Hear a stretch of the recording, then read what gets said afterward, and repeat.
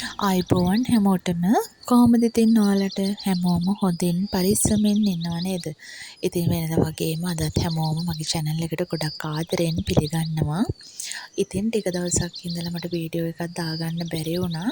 ඉතින් ඒකට මම හැමෝගෙන්ම සමාව ඉල්ලනවා. ඉතින් මෙතනින් එහාට දිගටම වීඩියෝ ගෙන බලාපොරොත්තු වෙනවා. ඉතින් මං අද අරන් ආව වීඩියෝ එක ගොඩක් වැදගත් දිග වීඩියෝ එකක් නම් නෙමෙයි. ඉතින් මට ආස හිතුණා මට ආදරේ හිතුණ නිසා මම වගේ තවත් කෙනෙක් මේ වගේ දේවල් වලට ආසාවෙන් ඉන්නවා නම් ඒ අයට විතරක් බලන්න වගේ තමයි මම මේ වීඩියෝ එක හැදුවේ. ඉතින් ඔය ඔයාලට පේන්න තියෙන්නේ අපි ගේ ඉස්සරහා තියෙන ලොකු දඹල වැලක්. ඉතින් මේ දඹල වැලේ කුරුළු කූඩුවක් තියෙනවා. කොණ්ඩ කුරුළු කූඩුවක්.